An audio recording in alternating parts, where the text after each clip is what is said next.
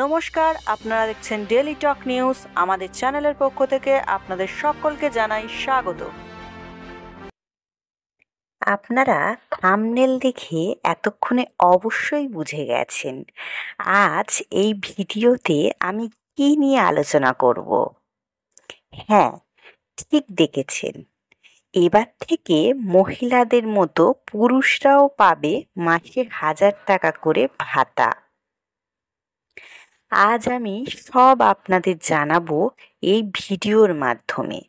তবে তার আগে আমার চ্যানেলটিকে আপনাদের সাবস্ক্রাইব করতে হবে, আর সবার আগে ভিডিওটি পেতে সাবস্ক্রাইব করার পর পাশে থাকা বেল আইকনে ক্লিক করে অল নোটিফিকেশন অন করে নিতে হবে। এবার ভিডিওতে আসা যাক। পুজোর আগে খুশির খবর ঘোষণা করলেন পশ্চিমবঙ্গ সরকার। খুশির খবর এটাই যে এবার থেকে শুধু মহিলারা নন, পুরুষরাও পাবেন মাসে মাসে 1,000 টাকা করে ভাতা। লক্ষ্মীর ভাণ্ডার যেমন মহিলাদের মুখে হাসি ফুটিয়েছে, এবার থেকে রাজ্যের পুরুষদের মুখেও ফুটতে চলেছে হাসি। পশ্চিমবঙ্গ সরকার একাধিক সমাজ কল্যাণমূলক প্রকল্পের মাধ্যমে রাজ্যের মানুষকে আর্থিক সহায়তা প্রদান করে চলেছে। এই প্রকল্পগুলি বিশেষত গ্রামীণ এবং অর্থনৈতিকভাবে পিছিয়ে পড়া জনগোষ্ঠীর জন্য অত্যন্ত সহায়ক। আজ আপনাদের সাথে যে বিষয়ে আলোকপাত করব সেটি হলো কৃষক ভাতা। কৃষক ভাতা আমাদের দেশ অর্থাৎ ভারতবর্ষের জন্য একটা অত্যন্ত গুরুত্বপূর্ণ বিষয়, কারণ আমাদের দেশ একটি কৃষি প্রধান দেশ। অতীতকাল থেকে বর্তমান যুগ পর্যন্ত ভারতে বেশিরভাগ মানুষের জীবিকা কিন্তু এই চাষবাস। দেশের পাশাপাশি এই রাজ্যের অর্থাৎ পশ্চিমবঙ্গের বৃহৎ অংশের মানুষ কৃষিকাজের উপর নির্ভরশীল। এই কৃষকদের অর্থনৈতিক সংকটের মুখোমুখি হতে হয় প্রায়শই।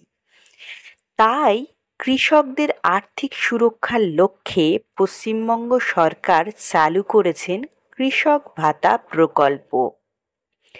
এই প্রকল্পের আওতায় 60 বছরের বেশি বয়সী কৃষকদের মাসে 1,000 টাকা করে ভাতা প্রদান করা হবে।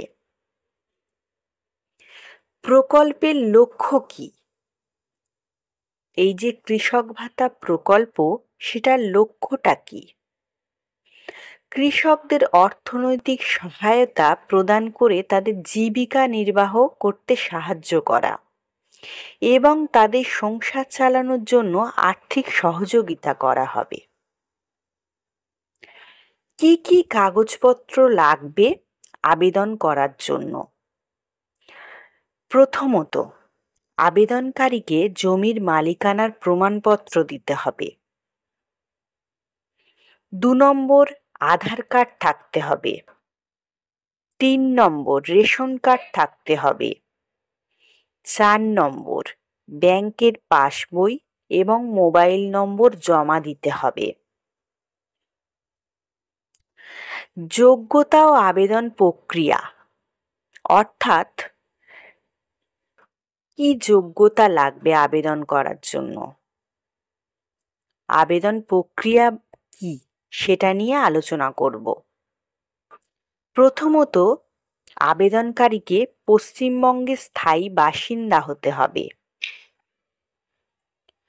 দ্বিতীয়ত, বয়স হতে হবে 60 বছরের বেশি।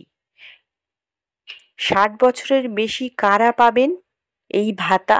তফসিলি জাতি ও উপজাতি শ্রেণী। তফসিলি জাতি হলে 60 বছর বয়স হতে হবে, আর উপজাতি শ্রেণীর হলে 55 বছর বয়স হতে হবে। তৃতীয়ত, সর্বাধিক 1 একর জমির মালিক হতে হবে। ভূমিহীন যে কৃষকরা আছে তারাও এই প্রকল্পের জন্য আবেদন করতে পারবেন। কোথায় আবেদন জমা করবেন? আবেদনপত্র অনলাইনে জমা করা যাবে অথবা স্থানীয় ব্লক কৃষি অধিকর্তার অফিস অর্থাৎ এডিএ অফিস, সেখানে জমা করতে হবে। তাহলে বন্ধুরা, আপনারা এই ভিডিওর মাধ্যমে বুঝে গেছেন যে কিভাবে আবেদন করতে হবে। ভিডিওটি ভালো লাগলে অবশ্যই লাইক, কমেন্ট ও শেয়ার করবেন।